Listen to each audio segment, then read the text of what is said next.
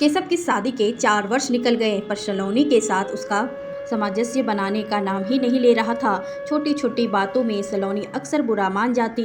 केशव को समझ में नहीं आता कि अपनी संगनी को कैसे मनाए। उन दोनों के कॉलेज का साथी निशांत सालों बाद उनसे मिलने आया। दोनों ऑफिस के पास ही के रेस्टोरेंट में लंच कर रहे थे। निशांत ने सलोनी से मिलने की इच्छा भी जाहिर की, पर केशव ने बात बदल दिया। इस बात पर उसे संदेह हुआ कि कुछ तो गड़बड़ है।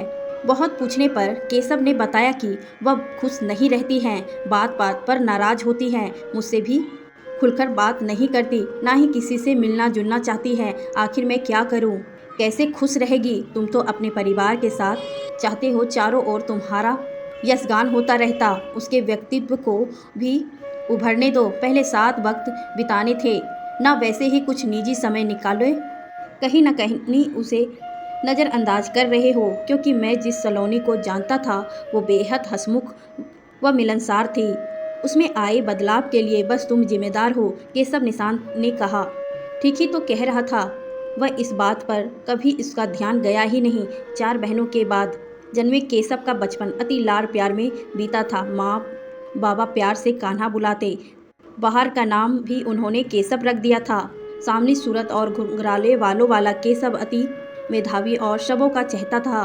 बचपन में स्कूल, फिर कॉलेज में, हर जगह उसके मधुर व्यवहार और अलग से व्यक्तित्व के कारण उसे खूब प्रसिद्ध व प्यार मिला। और हाँ, लड़कियां भी दीवानी थी केशव की, पर उसने किसी से दिल ना लगाया था, सिवाय सलोनी के। दोनों दोस्तों की थी और शादी भी हो गई। पति के प्यार में कोई कमी ना थी, पर जताने की कला से अनभिज्ञ था। ऐसे ऐसे अनारी साजन से एक दूरी बनती ही जा रही थी। सलोनी अपने 4 भाई बहनों में सबसे बड़ी थी। उसका कहा कोई नहीं टालता था। एक इसी बात ने उसे केशव से समक्ष कभी झुकने नहीं दिया। दोनों ही अपने परिवारों के बेहद लाडले थे, पर यहाँ सब केशव की ही पसंद की बातें करते, उसको ही खुश रखने की प्रयास किए जाते, जैसे उसके सामने सलोनी का कोई अस्तित्व नहीं था। केशव ये, केशव वो, क्या हो रहा था उसे? पहले तो उसे किसी से कोई श्रेय नहीं हुआ था, पर पहले प्यार भी तो नहीं था।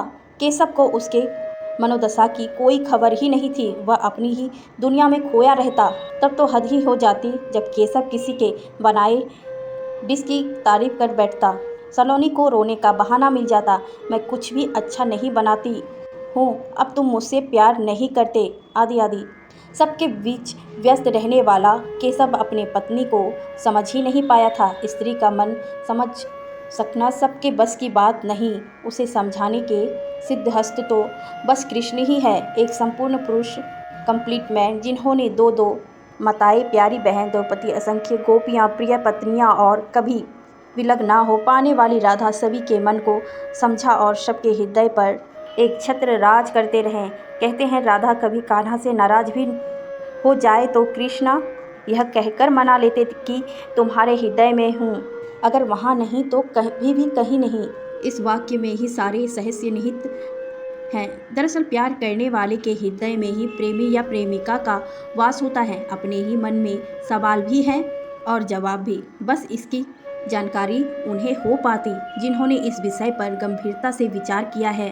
ज़्यादातर लोग आत्मविश्लेषण ना कर औरों पर ही दिमाग लगाते हैं, जिससे परिणाम में भी नकारात्मक ही हाथ आती है। केशव की समस्याएं मित्र समझ गया था। अनुभव इंसान को सब सिखा देता है। उसने कहा कि हर रिश्ते की एक मर्यादा होती है। एक पति पत्नी के बीच तो ईश्वर भी प्रवेश नहीं करते। इस रिश्ते के अंदर अपनी पत्नी को खुलकर जीने दो, बाहर चाहे जो भी मजबूरियां हो, पर तुम दोनों के बीच आपसी समझ व अटूट प्रेम ही तुम्हारे रिश्तों की आधारशिला होनी चाहिए। वह उन दोनों के केरल के टिकट्स बुक कर साथ लाए। दोस्त के सामने टिकट्स रखकर इतना ही बोला, कब तक देवकी, यशोदा, नंद बाबा और गोपियों के कान्हा बने रहेंगे? मित्र प्रेम ही सब रूप है। राधा तो कान्हा की आत्मा है, उन्हें क्यों अछूता छोड़ रखा है? अपने प्रेम की नींव रखे, अपने पारिवारिक जीवन की सफल शुरुआत करो। और फिर दोनों सालों बाद बिल्कुल अकेले घर के बाहर निकले। चेहरे पर एक चंचलता थी। सलोनी को पता था कि अब उसकी बातों का कद्र केशव और उसकी वो है। केरल के 4 दिन कैसे निकल पाते ही ना चला। सच पूछो तो सलोनी को वापस आने का दिल नहीं कर रहा था, और हाँ, केशव ने यह समझ लिया था कि इस रिश्तों की भी एक निष्ठा है। उन समस्याओं के अंदर बाहरी लोगों का प्रवेश वर्जित है। वापस घर आने पर सबको एक अलग ही सलोनी दिखी। इस आत्मविश्वास से भरी सलोनी की आंखों में फिर किसी ने आंसू नहीं देखा और जल्द ही एक प्यारी सी नन्ही कली खिलने की उम्मीद से बंधी सलोनी फिर से सपनों में जीने लगी थी। बस खट्टा खाने की ललक में बार बार रसोई में जाती सलोनी ने सासू माँ का दिल जीत लिया था। घर में फिर से कान्हा के बाल रूप के आने की खबर ने खुशियों की बिखेरने दी। माँ बाबा ने नन्हे केशव के आने का इंतजार भी शुरू कर दिया, पर केशव ने सलोनी के चाहत में अपनी चाहत ढूंढ ली थी और उन दोनों को गुड़िया चाहिए थी।